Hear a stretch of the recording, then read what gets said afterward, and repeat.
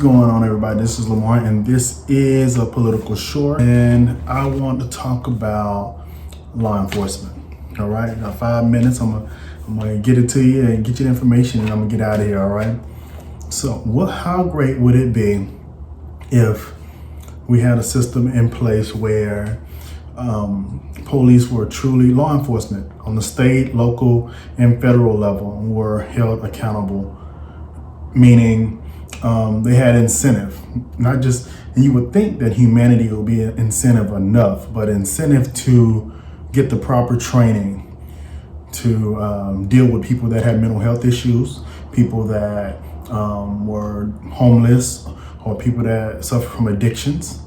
How great would it be if there was incentive other than just humanity and goodwill and being a good person for law enforcement agencies, law enforcement agencies to seek out the bad apples, if you will, the ones that are not doing what they're supposed to do, the ones that are not doing what they took an oath to do, right? What if there was a database in place where people were different agencies on, again, local, federal, state level, could keep track of those officers that were not doing what they're supposed to do, that have instances where they use force, unnecessary force?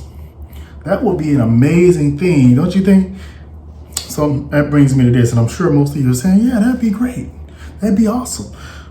Well, as much as we despise this guy, I think that we have to give credit where credit is due, regardless of the reason for it, regardless of the timing. But the president just signed an executive order that gives us all those things. And the reason I'm bringing this up on this episode, I don't want us to miss miss the forest for the trees, if you will.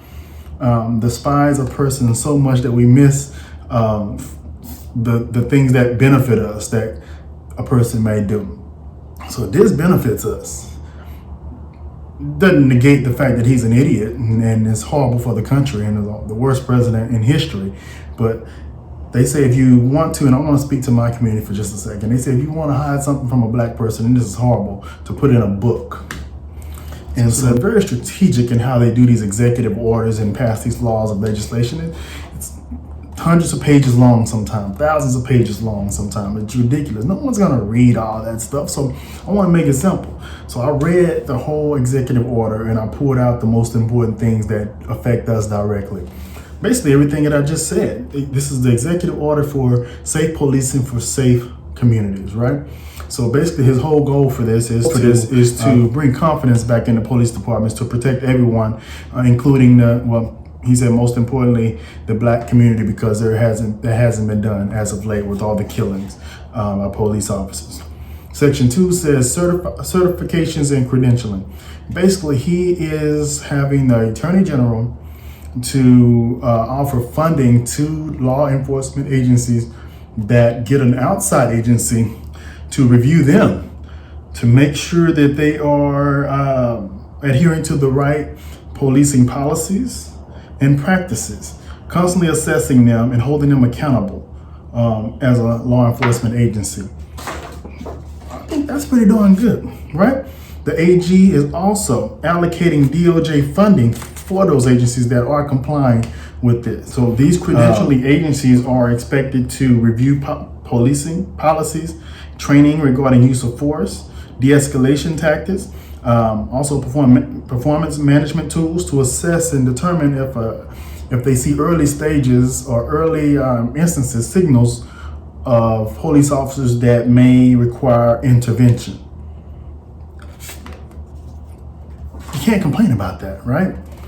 Information sharing is section 3.